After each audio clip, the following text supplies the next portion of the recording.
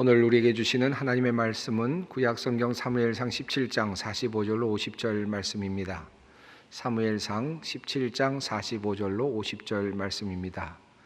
이 계시의 말씀을 봉독할 때에 다 함께 살아계신 하나님의 음성을 들을 수 있기를 바랍니다. 다윗이 블레셋 사람에게 이르되 너는 칼과 창과 단창으로 내게 나아오거니와 나는 만군의 여호와의 이름 곧 내가 모욕하는 이스라엘 군대의 하나님의 이름으로 내게 나아가노라.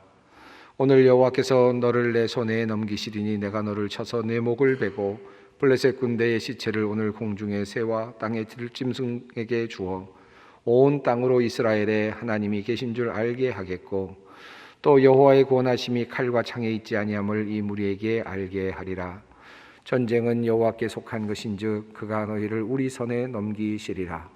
블레셋 사람이 일어나 다윗에게로 마주 가까이 올 때에 다윗이 블레셋 사람을 향하여 빨리 달리며 손을 주머니에 넣어 돌을 가지고 물매로 던져 블레셋 사람의 이마를 치매 돌이 그의 이마에 박히니 땅에 엎드러지니라. 다윗이 이같이 물매와 돌로 블레셋 사람을 이기고 그를 쳐 죽였으나 자기 손에는 칼이 없었더라. 아멘. 오늘 본문은 우리가 잘 알고 있는 다윗과 골리앗 이야기입니다. 어린아이들도 알고 있고 또 믿지 않는 분들도 많이 알고 있는 그런 이야기입니다.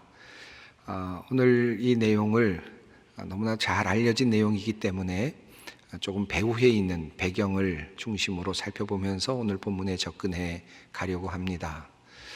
오늘 이 본문 속에 골리앗이라고 하는 이름이 나오는데 골리앗보다 조금 더 주목해 보아야 할 표현이 하나 있습니다. 그것은 블레셋 사람이라고 하는 표현입니다. 사무엘상 17장은 58절에 이르는 긴 절로 되어 있습니다. 전체가 다 다윗과 골리앗과 관련된 내용들로 채워져 있죠. 그런데 그 긴 흐름 속에서 골리앗이라고 하는 이름은 단 2번밖에는 나오지 않습니다. 그 외에는 대부분 블레셋 사람이라고 하는 그런 이름이 계속 나옵니다. 그러므로 오늘 본문을 읽으면서 그 뒤에 숨겨져 있는 블레셋 사람이라고 하는 그 명칭에 대해서 그 종족에 대해서 먼저 살펴보는 것이 의미가 있을 줄 압니다. 블레셋이라는 이름이 성경에 제일 처음 등장한 곳은 창세기 10장입니다. 노아의 아들 함의 자손으로 블레셋이라는 이름이 등장을 합니다. 그리고 나서 두 번째로 블레셋이라는 이름이 등장하는 것은 창세기 20장과 21장 그리고 26장입니다.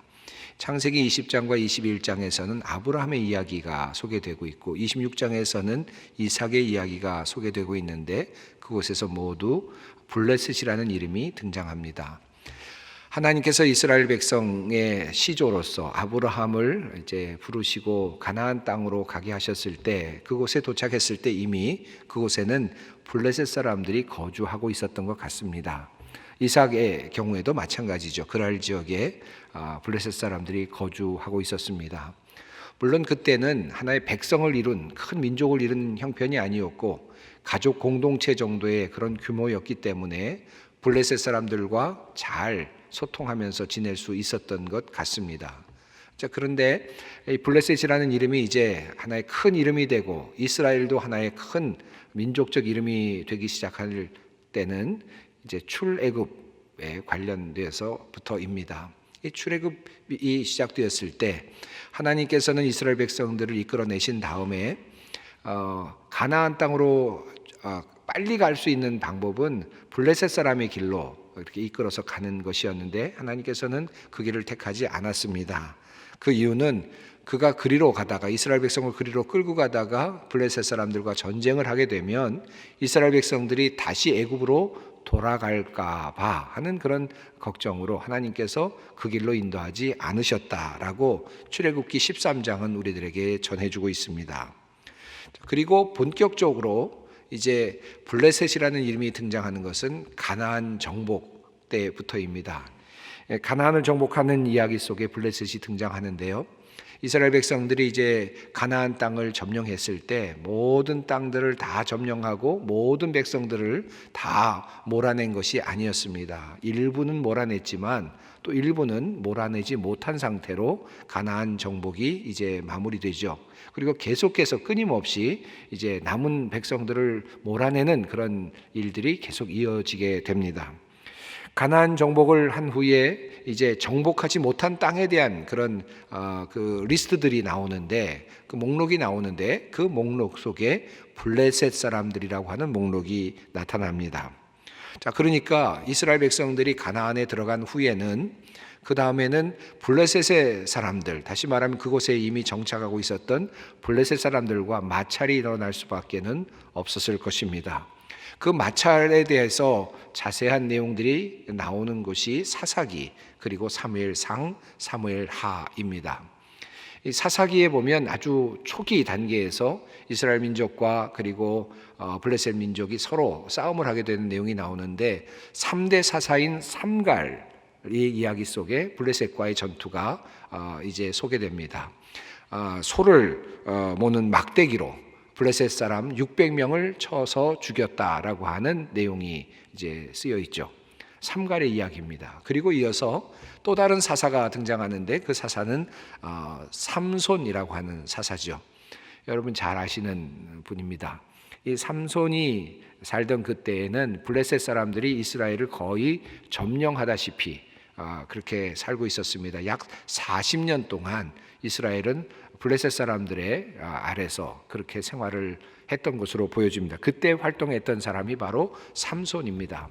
이 삼손은 때로는 블레셋 사람들을 이기기도 하고 또 정벌 하기도 했지만, 끊임없는 그런 전투와 또 계속되는 싸움이 이어지다가 결국은 자기 자신의 어떤 그 유혹에 이기지 못하는 어떤 실패로 인해서 결국은 블레셋 사람들에게 잡혀서 결국은 노예 생활을 하다가 이제 마지막으로 삼손은 다곤 신전에 모여 있었던 많은 사람들을 함께 몰살시키면서 자기 자신도 죽게 되는 그런 그런 이야기가 전해지죠. 그때 죽은 사람의 숫자가 3,000명에 달합니다. 자, 이렇게 초기적인 그런 블레셋과 이스라엘의 그런 싸움이 계속되다가 그 다음에 본격적으로 이제 이스라엘과 블레셋 사람들 사이의 충돌은 이제 이스라엘이 이제 하나의 왕국을 이루어가기 시작하는 시점에서부터 보다 더 본격적인 충돌이 일어나게 되었습니다. 사울 왕 그리고 다윗 왕 시절에 블레셋 사람들과의 싸움이 계속되는데 약 12번에 걸쳐서 큰 전투들이 있었음을 성경이 우리에게 알려줍니다. 그 중에서 블레셋 사람들이 승리한 전투는 2번이고, 그리고 이스라엘 백성들이 승리한 전투는 10번에 해당됩니다. 사무엘 상에만 해도 8번의 그 블레셋과의 전투가 소개되고 있습니다.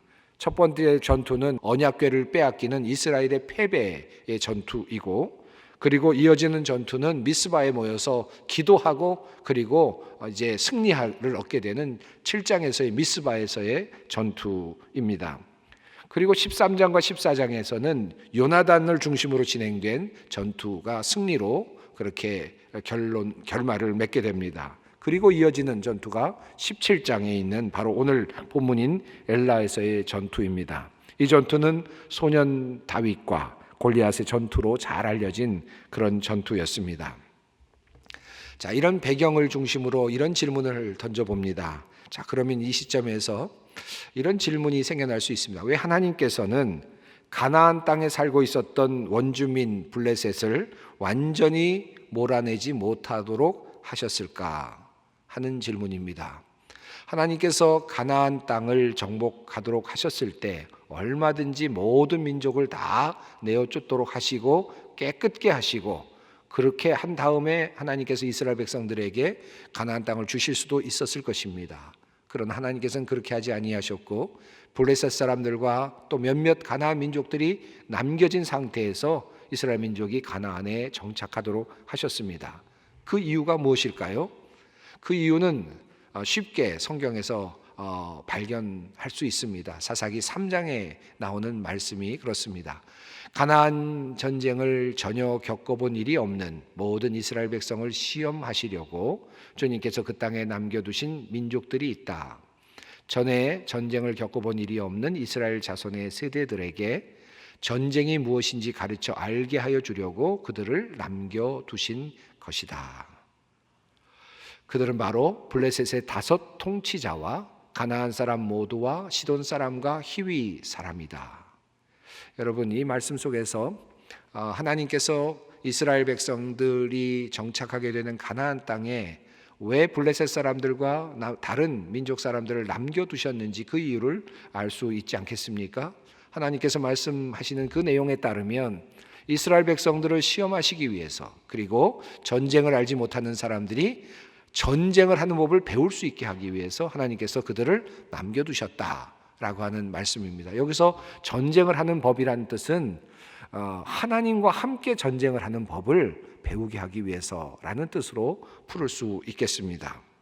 자, 그런데 한 가지 더 생각할 것이 있는데요. 그것은 블레셋 사람들에게는 이스라엘 사람들이 갖지 못한 훨씬 더 발달된 문명이 있었다라고 하는 사실입니다. 사무엘상 13장을 보면 19절부터 22절까지 이런 내용이 있습니다. 당시 이스라엘 땅에는 대장장이가 한 명도 없었다. 히브리 사람이 칼이나 창을 만드는 것을 블레셋 사람들이 허용하지 않았기 때문이다. 이스라엘 사람들은 보습이나 곡괭이나 도끼나 낫을 벼릴 일이 있으면 블레셋 사람에게로 가야만 하였다. 그래서 전쟁이 일어났을 때에 사울과 요나단을 따라 나선 모든 군인의 손에는 칼이나 창이 없었다. 오직 사울과 그의 아들 요나단의 손에만 그런 무기가 있었다. 생각해 보십시다. 하나님께서는 이스라엘이 가나안 땅으로 들어갈 때 블레셋 사람들을 남겨두셨습니다. 그들과 함께 살도록 하셨습니다. 그런데 그것뿐만이 아니라 블레셋 사람들에게는 더 좋은 무기를 가질 수 있도록 하셨고 이스라엘 사람들에게는 무기를 갖지 못하게 하셨습니다. 그러니까 완전히 기울어진 운동장과 같은 처지였습니다. 이스라엘 사람들은 자신들만의 힘으로는 도저히 블레셋 사람들을 이길 수 없는 그런 상황이었습니다. 그렇게 하나님께서는 만들어 놓으신 것이죠. 그렇게 하신 이유가 무엇이라고 그랬습니까? 이스라엘 백성들을 시험하시기 위해서, 그리고 한 걸음 더 나아가 전쟁을 알지 못하는 세대의 사람들에게 하나님과 함께 전쟁하는 법을 가르쳐 주시기 위해서라고 그렇게 성경은 증언하고 있습니다. 이 이야기가 오늘 우리들의 삶에도 많은 함의가 있다고 생각합니다. 우리들의 삶도 비슷하지 않습니까? 여러분, 이스라엘 민족만 그렇습니까? 우리가 예수 그리스도를 믿으면 그러면 모든 게 깨끗하면 좋겠는데 모든 것이 마치 가나안 땅에 들어가는 것처럼 세례받고 예배당에 나와서 교회 등록하면 모든 게 좀 깔끔해지면 좋겠는데, 그래서 블레셋과 같은 그런 모든 존재들이 사라지고 완전한 곳에서 아주 기분 좋게 그렇게 신앙생활을 하면 참 좋겠는데 그냥 그대로 남아있는 것들이 참 많이 있다는 말씀이죠. 블레셋과 같은 그런 것들이 꽤 많이 있습니다. 우리는 하나님의 백성이 되지만 그럼에도 불구하고 세상에서 만날 수 있는 모든 비극들을 그대로 경험할 수밖에 없고 슬픔과 질병과 죽음을 경험할 수밖에 없습니다. 그것으로부터 벗어나지 못하지요.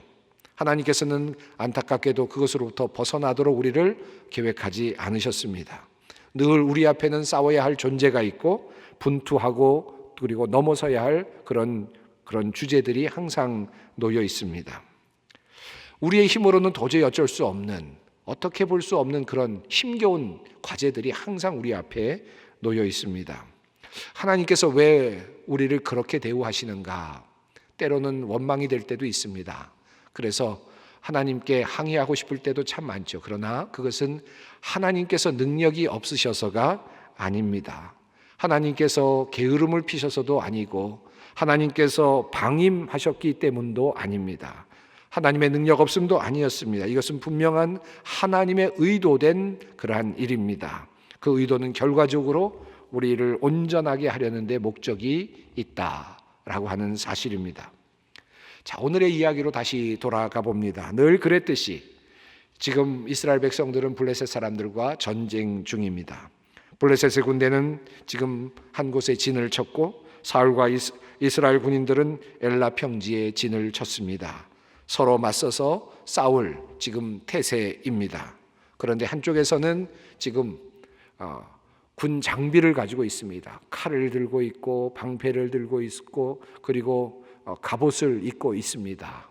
그런데 한쪽에서는 칼과 무기가 없습니다. 사울과 요나단에게만 칼과 방패가 있을 뿐 다른 사람들은 그저 곡괭이와 그저 그런 것들로만 그렇게 들려 있을 뿐입니다. 상대가 될 수 없겠지요. 어떻게 그렇게 싸울 수 있겠습니까? 그러나 서로 지금 서로를 바라보면서 그렇게 지금 서로 견제하고 있는 중이죠. 그런데 설사가상입니다. 그곳에 한 장군 같은 사람이 나타나는데 그 키가 무려 6규빗 한 뼘이라고 합니다. 한 규빗이 한 50cm쯤 되니까 대략 한 3m 정도의 그 거인이죠. 그런 정도의 거인이 나타난 겁니다. 그의 이름이 골리앗이죠. 그 사람은 지금 4절에 따르면 그의 키가 나타나고 있고 4절 이후에 보면 그가 입었던 옷의 무게가 나타나는데 온갖 모든 것들을 다 치장하고 있습니다. 동으로 되어 있는 방패, 동으로 되어 있는 갑옷, 그리고 창, 단검, 단창, 이 모든 것들을 다 가지고 있는 겁니다. 그렇게 모든 것들을 준비하고 서 있습니다. 그리고 그는 앞으로 나와서 그 정말 보잘것없어 보이는 이스라엘 사람들, 무기라고는 제대로 들고 있지 않은 사람들을 향해서 큰 소리로 이렇게 이야기를 합니다.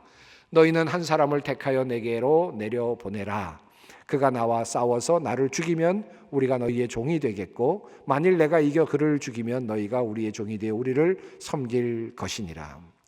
이 말을 듣고 이스라엘 백성들이 얼마나 놀랐겠습니까? 그 반응을 이렇게 적고 있습니다. 사울과 온 이스라엘은 그 블레셋 사람이 하는 말을 듣고 몹시 놀라서 떨기만 하였다. 부들부들 떨었겠죠. 얼마나 힘이 들었겠습니까? 그런데 한 가지 더 재미있는 사실이 있습니다. 사무엘상 17장 16절에 따르면 블레셋 사람 골리앗이 아침 저녁으로 이렇게 나와서 협박을 하고 호통을 쳤는데 그 날의 기간이 40일에 도달하였다라고 하는 사실입니다. 40일 동안 지금 이 골리앗의 그 협박과 호통 소리를 듣고 있는 이스라엘 민족입니다. 뒤로 물러날 수도 없고 앞으로 나갈 수도 없습니다. 그들이 쳐들어오면 그냥 당하는 것인데 쳐들어오지는 않고 끊임없이 앞에 서서 계속해서 큰 소리를 내고 있는 겁니다. 얼마나 두렵겠습니까? 이 40이라는 숫자는 하나의 실제적인 숫자이기도 하지만 한편으로는 상징적인 의미도 있죠. 예수님께서 40일 동안 금식하셨다라고 했을 때 이 40일 동안 금식하셨다는 의미는 예수님께서 완전한 금식 안으로 들어가셨다라고 하는 뜻입니다. 그러니까 40은 완전수지요. 이스라엘 백성들이 40년 동안 광야에 있었다라는 말은 실제로 40년 동안 있었다는 말과 더불어서 완전한 경험, 광야에서의 완전한 경험을 했다라는 뜻으로 상징적으로 풀 수도 있습니다. 자, 그러니까 이스라엘 백성들이 지금 아무런 준비도 없는 상태에서 그 거인인 골리앗 앞에서 고문과 같은 그런 호통을 듣고 있었던 시간이 40일이었다. 얼마나 괴로웠겠습니까? 완전한 두려움 속에 빠져 있는, 그리고 어떤 것도 할 수 없는 상황 속에 빠져 있는 이스라엘 민족의 모습을 보여주고 있습니다. 여러분, 이 블레셋 사람 골리앗, 이 골리앗은 오늘 우리들에게는 어떤 존재이겠습니까? 40일 동안 매일같이 나와서 아침 저녁으로 나와서 호통을 치고 겁을 주고 우리를 두렵게 하는 어떤 존재. 그럼에도 불구하고 더 다가오지도 아니하고 그러면서도 우리가 쳐들어갈 수도 없고 어떻게 해볼 도리가 없는, 그저 두려워서 계속 떨고만 있는, 어떻게 하면 되나, 어떻게 이 문제를 해결하나 라고 생각하지만 해결할 도리도 없고 그리고 또 어떤 방법도 없는 그런 존재, 그런 존재로서의 골리앗은 우리들에게 어떤 것이겠습니까? 우리가 도저히 넘어설 수 없는 어떤 질병일 수도 있겠지요. 또 우리를 억누르고 있는, 그래서 도저히 이곳에서 더 빠져나올 수 없을 것 같은 어떤 그 절망 그 자체일 수도 있을 것입니다. 가난일 수도 있겠지요. 그리고 우리가 경험하는 어떤 폭력일 수도 있을 것입니다. 이 골리앗은 우리가 경험하는 또 다른 나약함이나 게으름일 수도 있습니다. 남녀 차별이거나 사회적인 차별이거나 학력의 차별일 수도 있습니다. 그리고 이 골리앗은 이제 나는 나이가 들어서 아무것도 할 수 없어 라고 생각하는 그러한 무기력증일 수도 있을 것입니다. 각자에게 있는 골리앗이 누구입니까? 지금 우리들에게는 코로나19일 수도 있고 감염병일 수도 있을 것입니다. 그로 인한 사업의 부진함일 수도 있고 막막함일 수도 있을 것입니다. 도저히 아무것도 할 수 없어. 블레셋 군대가 앞에 있고, 그리고 그 앞에 골리앗이 있고, 그리고 주눅 들어 있는 우리의 모습이 보입니다. 그렇게 40일이 지나가고 있습니다. 첫날은 괜찮아 보이지만 둘째 날도 희망이 없고, 셋째 날도 희망이 없습니다. 넷째 날도 희망이 없죠. 시간이 갈수록 두려움은 더해집니다. 아무것도 할 수 없습니다. 꼼짝없이 잡혀있는 최면에 걸린 사람처럼 그렇게 존재합니다. 이제 더 이상 무엇을 할 수 있을까? 포기하자. 차라리 이렇게 살 바에는 투항하자. 그래서 포로로 잡혀가서 노예 생활하자. 그게 차라리 낫겠다. 아마도 이런 생각을 하면서 포기하고 싶은 마음이 가득했을 것입니다. 어떻게든지 이 전쟁이 빨리 끝나면 좋겠다. 어떻게든지 그냥 끝내자. 포기하고 싶은 마음이 가득했겠죠. 자, 그런데 이 장면에서 우리가 한 가지, 두 가지를 살펴볼 필요가 있습니다. 우리는 지금 이 성경 말씀을 제3자적인 관점에서 또는 전지적 관점에서 다시 보고 있죠. 이미 말씀드렸습니다마는 하나님께서 이 가나안 땅에 블레셋 사람들을 두신 이유가 무엇이라고 했습니까? 이스라엘 백성들을 시험하기 위해서, 그리고 이스라엘 백성들에게 하나님과 함께 전쟁하는 법을 배워주기 위해서 주님께서 이 일을 계획하셨다고 말씀하시지 않았습니까? 철제 무기를 주신 것도 하나님이시고, 블레셋 군인들에게 말입니다, 블레셋 사람들을 가나안 땅에 들여놓으신 것도 하나님이십니다. 이스라엘 사람들과 계속해서 싸움을 벌리도록 하시는 분도 하나님이십니다. 그런데 그 하나님은 누구 편이십니까? 그 하나님은 실제로는 이스라엘의 편이시죠. 이스라엘을 위해서 일하시는 분이십니다. 물론 3m가 넘는 거구의 그런 골리앗과 같은 사람이 있음에도 불구하고 하나님은 이스라엘의 편이십니다. 이것이 매우 중요합니다. 믿음으로 그것을 볼 수 있어야 하겠습니다. 또 한 가지를 발견하게 되는데, 그것은 바로 골리앗 자체입니다. 여러분, 골리앗에 대해서 성경에 그 다른 곳에서 설명되어 있는 이름이 있습니까? 어떤 다른 장소에서 그 골리앗의 전승에 대한 이야기가 있습니까? 그가 어떤 전투를 했는지에 대한 기록이 있나요? 하나도 존재하지 않습니다.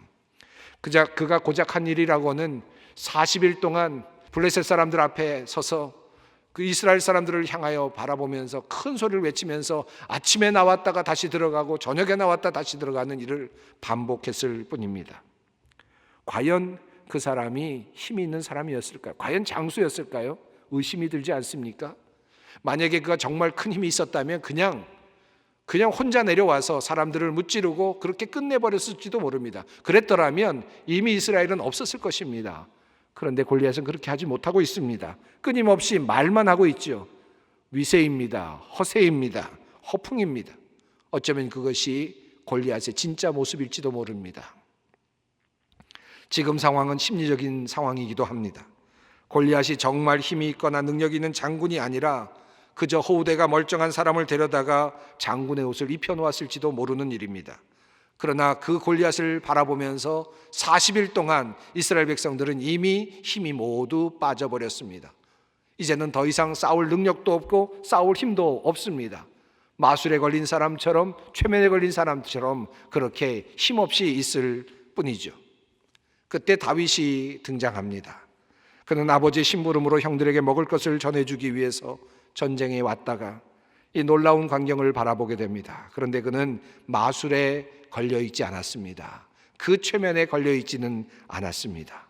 도리어 그는 아주 생생했습니다. 왜냐하면 그는 들판에서 여러 번 하나님과 함께 전쟁하는 법을 겪어왔기 때문이었습니다. 짐승들과 함께 싸우면서 양들을 지키면서 하나님의 함께 하심을 경험했던 사람이었습니다. 그래서 그는 그 현장에 와서 이렇게 이야기합니다. 그로 말미암아 사람이 낙담하지 말 것이라 주의 종이 가서 저 블레셋 사람과 싸우리이다. 주의 종이라고 표현합니다. 그리고 이 싸움에 대하여 이 싸움의 성격을 명료하게 설명합니다. 17장 36절에서 이렇게 말합니다. 살아계시는 하나님의 군대를 모욕한 자를 어찌 그대로 두겠습니까? 이렇게 말하면서 45절에서 그는 다시 이렇게 말합니다. 너는 칼과 창과 단창으로 내게 나아오거니와 나는 만군의 여호와의 이름 곧 내가 모욕하는 이스라엘 군대의 하나님의 이름으로 내게 나아가노라. 거룩한 의분, 다윗은 하나님을 위하여 거룩한 분노를 품습니다. 그리고 하나님과 함께 그 전투를 시작합니다. 그는 이 전투를 하나님의 전투라고, 하나님의 전쟁이라고, 여호와의 전쟁이라고 그렇게 생각하는 겁니다. 이것이 다윗의 출발이었습니다.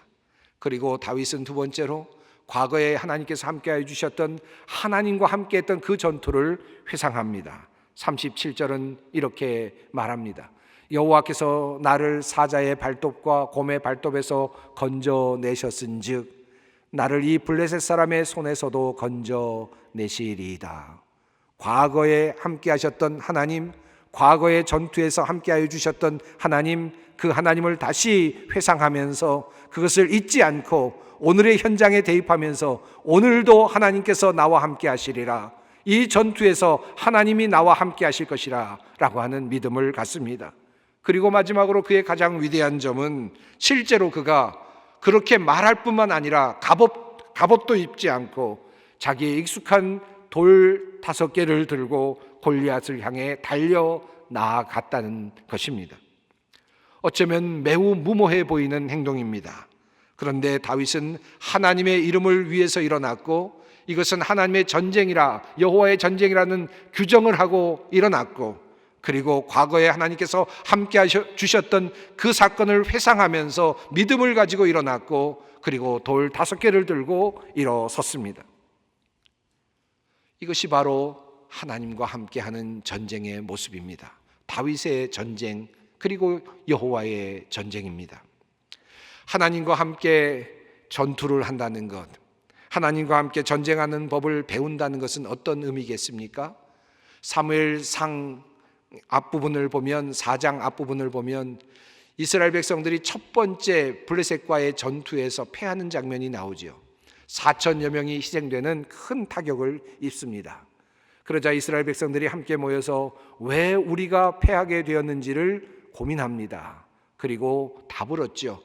우리가 하나님과 함께 싸움을 하지 않았구나 라는 것을 알게 됩니다. 그래서 그들은 이제 하나님과 함께 싸우겠다고 하나님과 함께 싸우는 방법을 모색합니다. 그 방법의 결과가 무엇이었습니까? 법궤를 앞세우고 나아가는 것이었습니다. 법궤를 앞세우고 나아가면 하나님과 함께하는 전쟁이 될 것이다 라고 생각하고 앞으로 전진했는데, 그러면 그것은 소용이 없었습니다. 법궤마저 빼앗기게 되었고 도리어 3만 명이 죽는 처참한 결과를 얻게 되었습니다. 하나님과 함께하는 전쟁은 언약궤와 함께하는 전쟁이 아닙니다. 하나님과 함께하는 전쟁은 십자가를 들고 행진하는 전쟁이 아닙니다. 하나님과 함께하는 전쟁은 그런 어떤 것을 들고 가는 그런 전쟁이 아니었습니다. 하지만 다윗은 지금 물맷돌 5개를 들고 나아가는데, 블레셋 사람에게로 나아가는데, 그 전쟁 속에서 다윗은 이미 하나님과 함께하는 전쟁의 비밀을 깨우치고 있는 듯 보입니다. 다급해진 쪽은 누구이겠습니까? 이스라엘 백성이었겠습니까? 블레셋 사람이었겠습니까? 제일 다급해진 쪽은 하나님이셨을 것입니다. 그냥 하나님의 명예를 높이겠다고 돌 5개 들고 나가는 어린 다윗을 보면서 하나님은 도저히 그를 돕지 않고는 못 견디셨을 것입니다. 조금 늦거나 미루면 다윗은 그 블레셋 사람 골리앗의 칼에 그만 죽임을 당하게 될 것입니다. 다윗은 적어도 나가면서 4번의 실패를 생각했을지 모릅니다. 그러니까 돌 5개를 집었겠죠. 하나님이 첫 번째 성공하도록 주시지 않더라도 그러나 나머지 4개가 있다라는 마음으로 출발했습니다. 그래서 5개입니다. 만약에 돌 1개만 집어들었다면 다윗의 믿음은 더 컸을지 모르지만 다윗 역시 인간이었습니다. 자신의 실수를 만회할 4번의 기회를 갖기 원했습니다. 그리고 그 안에 하나님께서 나를 도와주실 것이다 라고 하는 믿음을 갖습니다. 그러나 하나님 어떻게 하셨습니까? 그가 미리 준비한 나머지 4개의 돌을 사용하지 않아도 될 만큼 단번에 돌이 골리앗의 머리에 정통으로 맞도록 하십니다. 성경 원어를 보면 그 돌이 머리에 박혔다라는 표현을 사용하고 있습니다. 하나님은 골리앗의 머리에 그 돌이 박히도록 하셨습니다. 사랑하는 성도 여러분, 우리 앞에는 언제든지 이렇게 얼마든지 우리를 무기력하게 만드는 골리앗과 같은 존재들이 나타날 때가 있습니다. 40일 동안 끊임없이 전진할 수도 없고 후퇴할 수도 없는 상황 속에서 지리한 싸움을 싸우면서 힘이 빠지고 그리고 동기도 빠지고 모든 것들이 그만 다 사라지는 상태에서 그렇게 힘들게 살아갈 때가 참 많이 있습니다. 모든 것을 포기하고 싶을 때가 있죠. 하지만 그 힘과 최면에 걸려들지 않는 한 사람, 다윗과 같은 사람이 필요합니다. 믿음의 사람으로서 더욱 그렇습니다. 사순절이 시작되었습니다. 그야말로 40일입니다. 어떤 40일을 여러분은 기대하십니까? 블레셋 사람들 앞에서 주눅이 들어서 세상의 권력 앞에서 꼼짝달싹 못하고 안절부절하며 최면에 걸려 살아가는 40일입니까? 아니면 주님과 함께 걸으며 주님과 함께 전쟁하는 법을 배워가는 역동적인 40일입니까? 하나님의 명예를 위해서, 주님을 위해서 과거에 함께 하셨던 하나님을 다시 생각하면서 그 골리앗을 쓰러뜨리기 위해서 돌 5개를 주워드는 다윗과 같은 사람을 주님은 오늘도 기다리고 계십니다. 함께 기도하겠습니다. 하나님, 거대한 골리앗을 쓰러뜨린 소년 다윗의 이야기를 통해 다시 신앙의 새로운 용기를 얻습니다. 40일 동안이나 골리앗의 위용 앞에서 어쩔 줄 몰라 하며 전의를 상실한 이스라엘 군인들 가운데 하나님의 이름을 귀하게 여기고 하나님만을 신뢰한 단 한 사람 다윗이 있었음을 우리가 배우며 우리의 삶을 돌아봅니다. 하나님, 늘 주변의 상황을 바라보며 절망하고 낭망하였던 우리를 불쌍히 여겨 주시옵소서. 주님의 이름으로 물맷돌 하나를 들을 수 있는 용기를 주시옵소서. 막힌 곳 절망의 자리에서 주님의 도우심으로 다시 일어서는 승전의 기적을 허락하여 주시옵소서. 예수님의 이름으로 기도드리옵나이다. 아멘.